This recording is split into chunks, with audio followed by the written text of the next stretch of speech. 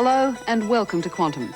Tonight we travel west to the continent of Africa, where the people face a dilemma. Over the next decade or so, they may have to choose between feeding a hungry continent and wiping out one of Africa's great assets, its wildlife. Wildlife doesn't just mean the elephants and rhinos. They're part of an ecosystem which includes animals of all sizes, even insects. When those insects carry life-threatening diseases, the choice of what should be done with them isn't as easy as you might think. Geoff Burchfield with this special report.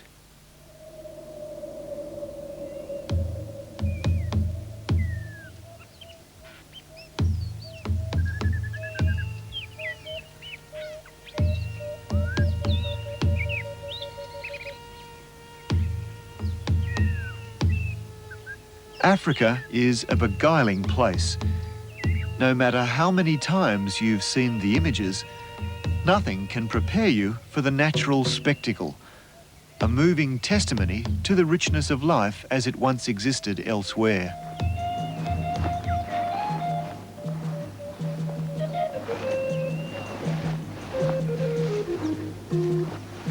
What's on display is the result of millions of years of co-evolution.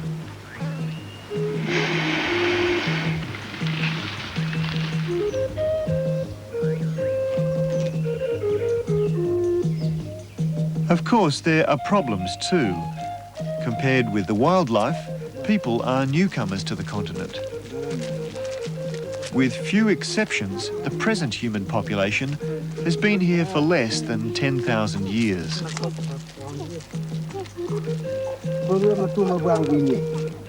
As they've moved southwards through the continent, they've brought with them domestic cattle and other livestock. And as the need arose, more and more of the savanna woodland was cleared for farming. But there were some places they couldn't clear.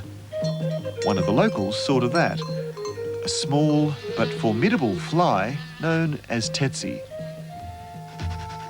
Tsetse flies are the much feared carriers of deadly sleeping sickness and nagana, a wasting disease that wipes out cattle on a grand scale. But by threatening cattle, the flies also keep sway over the last great strongholds of African wilderness and protect them from destruction. And that's of vital importance to conservationists like Dr. David Hopcraft. Tsetse is unique in having kept livestock out of large areas of Africa. And the interesting thing is that it is those areas of Africa where the Tsetse are, where the livestock have not been introduced, where there is no desertification.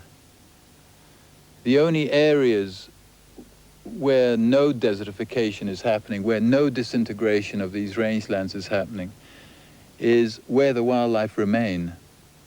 And that should be a lesson to us. Against the prevailing campaigns to destroy Tsetse, David Hopcraft is truly a voice in the wilderness.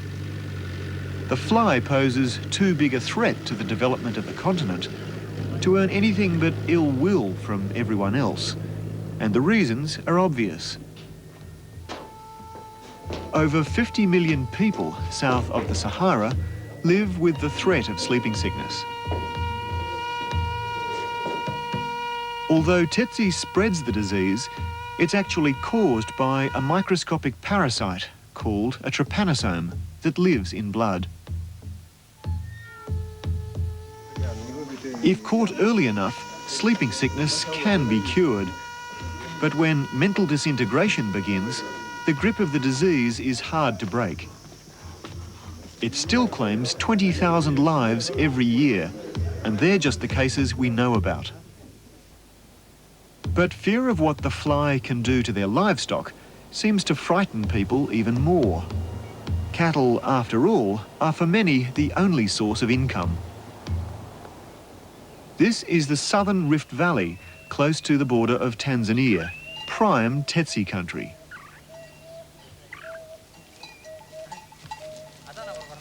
Wise in the ways of Tsetse, Maasai herdsmen usually keep their cattle out of fly-infested areas. But for some years now, drought has forced them to graze their cattle in country they formerly shunned. The disease has decimated their herds. Across the continent, well over 3 million cattle, camels and other domestic animals die from nagana annually. For many subsistence farmers, that means ruin. It's hard to believe that for 1,000 years, this tiny animal has thwarted efforts to open up the continent. But the Tsetse is not like other flies, and its lethal parasitic passengers that actually cause disease have many defences of their own.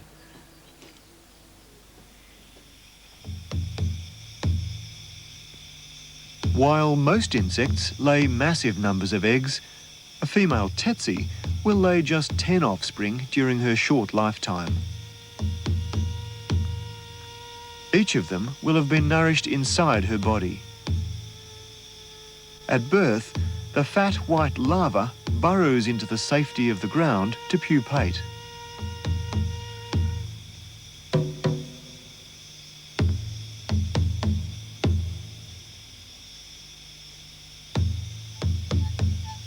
About a month later, the adult fights its way out of its darkened shell, although this usually takes place underground.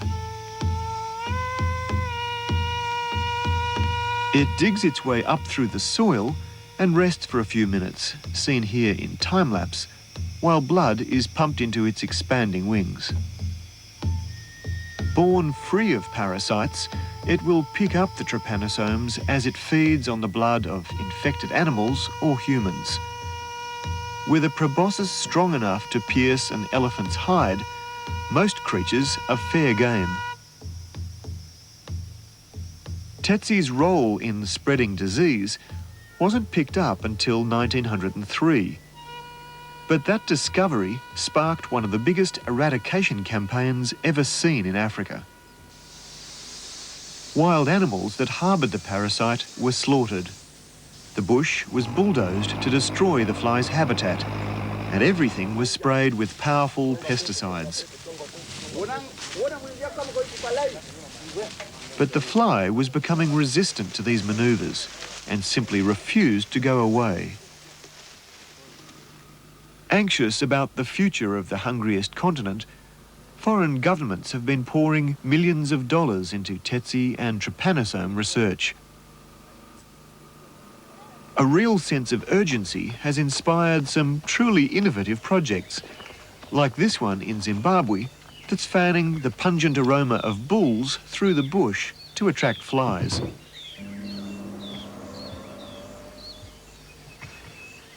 But not all research is based on bushcraft. On the outskirts of Nairobi, the capital of Kenya, stands the International Laboratory for Research on Animal Diseases, ILRAD.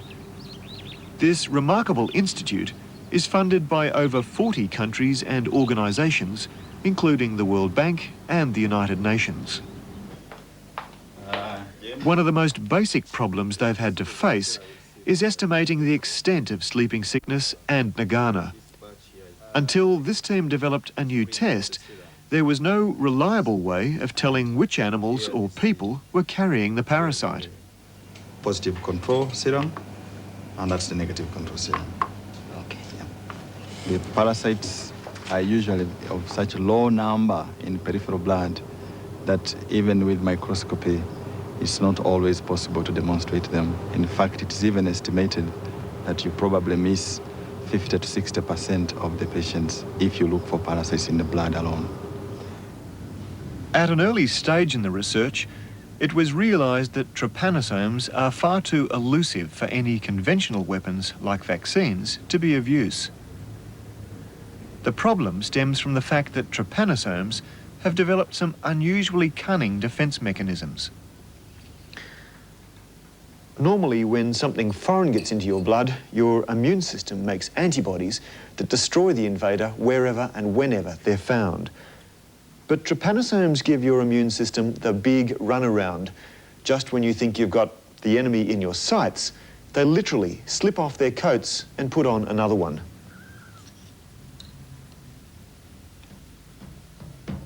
Every few days, trypanosomes change their outer coat.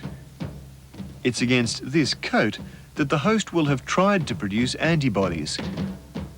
By the time the host has mobilised enough antibodies to wipe out the invading tryps, they will have changed their coats, and the antibodies don't even recognise them. This process, called antigenic variation, is the biggest stumbling block now facing scientists.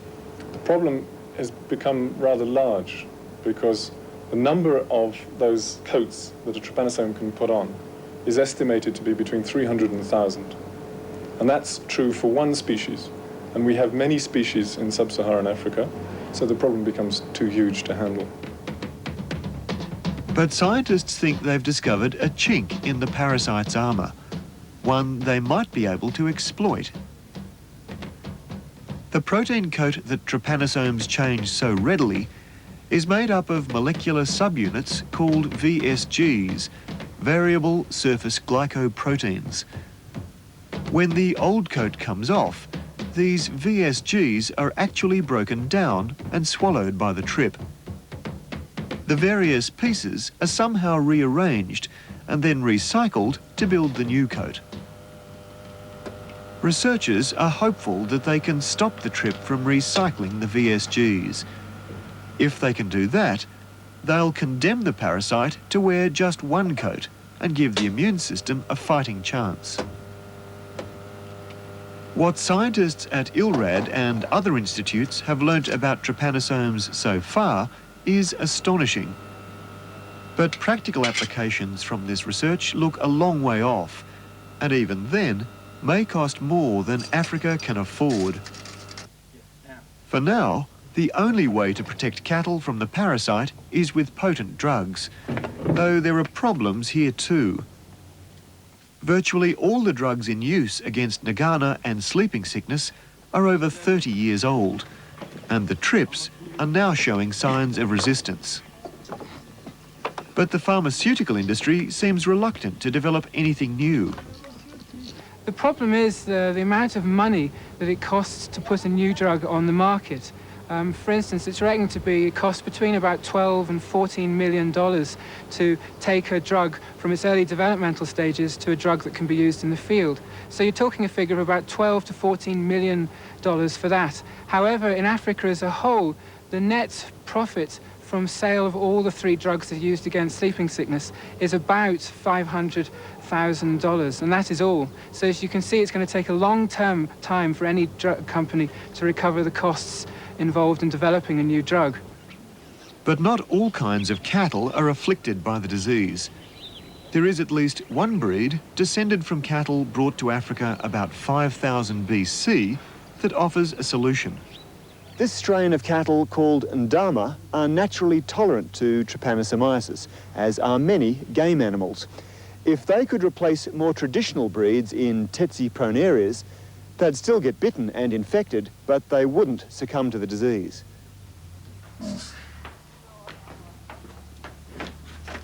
ILRAD and other organisations are intrigued by this natural resistance to tryps.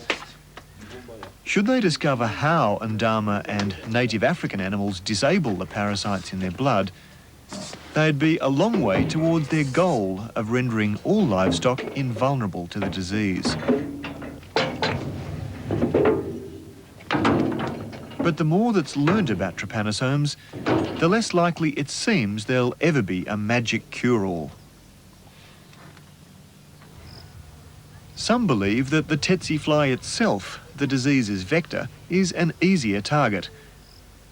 The International Centre for Insect Physiology and Ecology at Duduville in Kenya is looking at new ways of pinning the fly down without having to resort to pesticides. One strategy that's being explored is biological warfare, using bacteria and fungi as lethal weapons. We have isolated many bacteria which are natural pathogens of Tsetse, and now we are conducting further studies in the laboratory to see how useful they could be in biological control of Tsetse. Tests confirm that some of these bacteria knock flies down fast, often within a few hours. But considering the difficulty of spreading such a lethal strain, what kind of microorganism would be the ideal choice? Well, a bacteria that can be transmitted from males to females and therefore can perpetuate in the fly population. And that can affect the fly in different ways, like for instance, maybe lowering the fecundity or causing abortion in flies, and therefore keep the population low. If spreading contagion through the fly population seems a bit extreme, then maybe this approach is more tasteful, finding out what smells turn a fly on. In a wind tunnel, flies are being exposed to a range of different odours. Everything from essence of buffalo breath to camel urine. The odours are impregnated in a black cloth patch, and when a fly is released, it soon becomes obvious which scents they find irresistible. Starting now, walking, probing one, flies at the side now, at the base of the screen. Flight a bit in the release cage. The complication is that there are over 30 different species of tsetse fly, and each has its favourite odour. For example, this Kenyan species is wild about buffalo urine. Moves out of the screen, comes at the side. Knowing how to lure flies out of hiding is a powerful weapon, especially when combined with the latest design in fly traps. For 20 years, scientists in Zimbabwe and Kenya have been trying to come up with the ideal trap using geometric combinations of coloured cotton.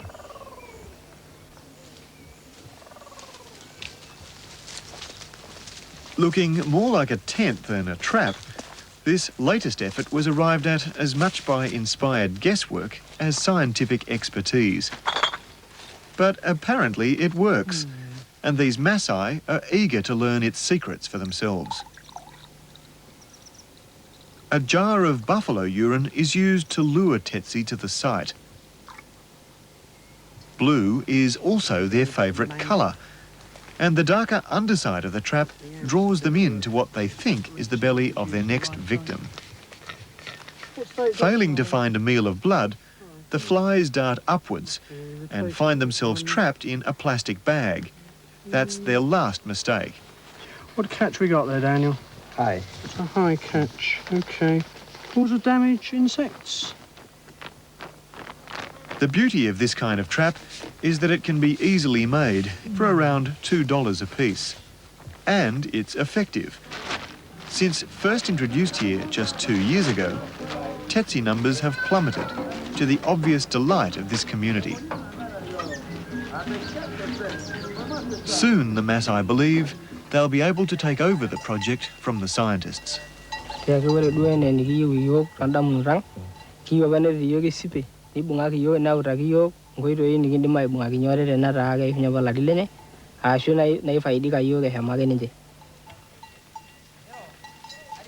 What sets this project apart from so many others is that it's looked for an appropriate solution to the problem, one that's both inexpensive and manageable by a small community.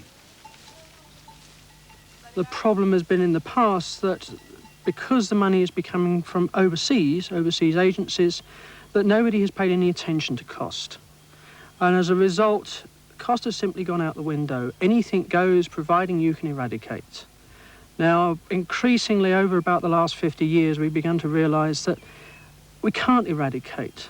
It simply won't work. There have been 1 or 2 successes, but across most of Africa, it simply hasn't happened. And literally hundreds of millions of dollars have been spent to very little effect, a phenomenal waste. Too often, it seems, funding disappears before the job is done, and the tsetse fly re-invades.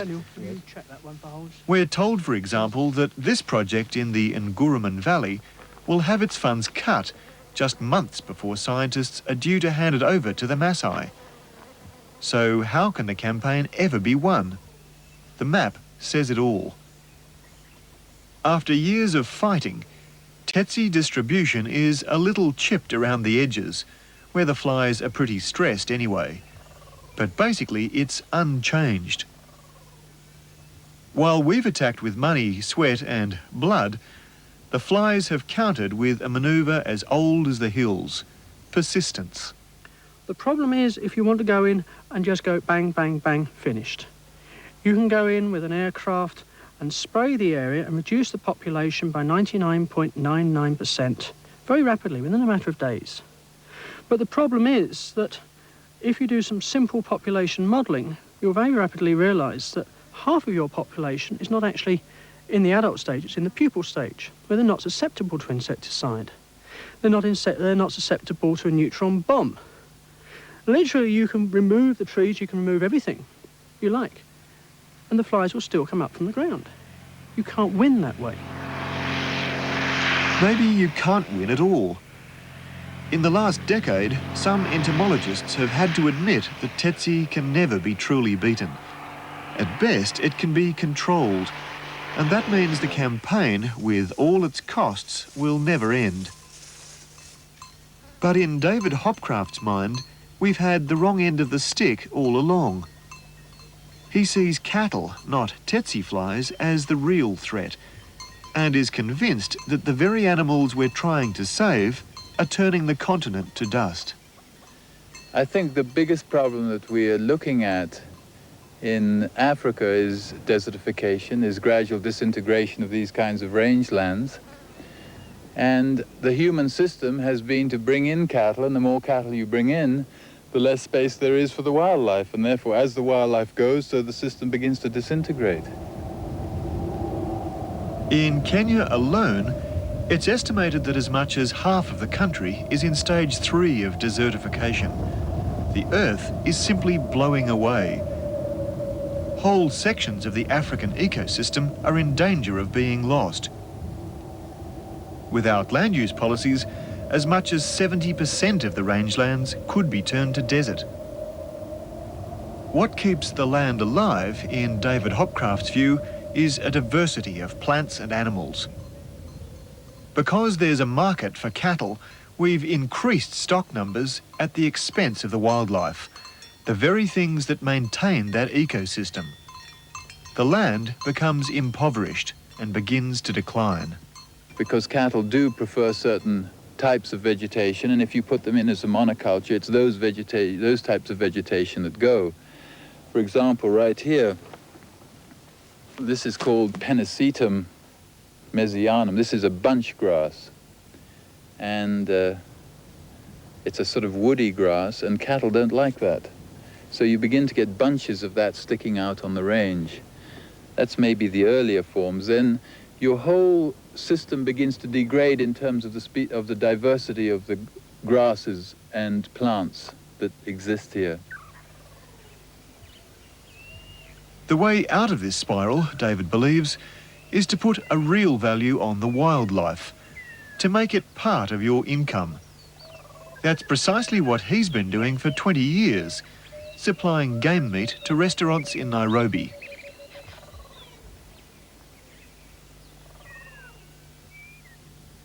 Until we reach a stage where we allow the wildlife to remain because they are valuable to us, and they are actually valuable to us apart from economically, intrinsically they're valuable to us. The gene pools are valuable to us, the diversity.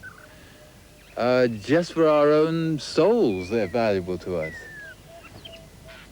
But until we reach a stage where humans are willing to leave them space and willing to have them, and a great deal of that is going to be because of the economics, I think it's dangerous to try and eliminate all the Tsetse fly, because the Tsetse fly are acting as a buffer at the moment. And the real requirement is to go back to a diversity. After all, I always used to say, you know, when everything fails, read the instructions. And I suppose that nature had a set of instructions. Cattle was not the natural way. Cattle come from Europe and from Asia. They're not African animals. There's no denying the appeal of Hopcraft's argument. On the face of it, it makes far more sense to use natural ecosystems than to try to impose something artificial.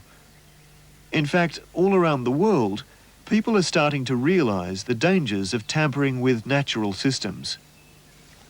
But cattle are so deeply ingrained in our civilization that swapping them for a mob of wild animals seems almost inconceivable. To make such a change would require new laws and shatter many traditions. And it's not something that could be done in a hurry. I do not think that we'll live to see a time when areas left infested with Tsetse will really benefit anybody at all. The disease has to be controlled, the Tsetse fly has to be controlled. The Tsetse fly and the disease are occupying the most productive 1/3 of this continent, and you simply won't get far without attacking that problem. Which leaves you with a conundrum. The driving force behind the massive scientific push is to destroy forever the misery of sleeping sickness and feed a hungry continent. But by breaking the stranglehold that Tsetse has on development, there's a real risk that in the long term, the land will suffer and cause even more hardship. Ultimately, the question of what to do about Tsetse may be overtaken by other considerations. One is Africa's climate that's changing dramatically and pushing the fly further south year by year. The other is the explosion of the human population. Many cities are expanding so rapidly that the land Tsetse once occupied is now buried beneath the urban sprawl. In the meantime, the fight will continue. After all, it's difficult to think about conservation on an empty stomach. Quite obviously, the major problem in controlling Tsetse and trypanosomes isn't scientific per se. The real challenge lies in implementing programs in the field that are inexpensive, appropriate to even the smallest rural communities in Africa, and above all, sustainable. And even if it's some while before Tsetse numbers begin to tumble, at least there's time to develop some realistic land use strategies so that the very continent that Tsetse evolved in doesn't become a casualty of the campaign. Geoff Burchfield with the story of a tiny defender of the jungle. And that's Quantum for this week. Next week, we move back to the city and to a story of intrigue and spying. Hi, I'm Cliff Stoll. I'm an astronomer, but I'd like to tell you a spy story. I'd like to tell you a true spy story. I'd like to tell you a true spy story that changed my life. It all began with a 75-cent accounting error inside my computers here at Berkeley, California. But what you learn in astronomy is it's little things that lead to important discoveries. What ensued was a story of international espionage, which involved computer hackers from the other side of the world in the pay of the KGB. That's Spycatcher, next week on Quantum. I hope you can join us. Until then, good night. Eventually the sun will burn out, and then we'll have to make some major adjustments. This week on ABC Radio National, The Science Show looks at our options. That's Saturday afternoon at 12:40 on ABC Radio National. Coming up, our ABC special, A Fate Worse Than Debt.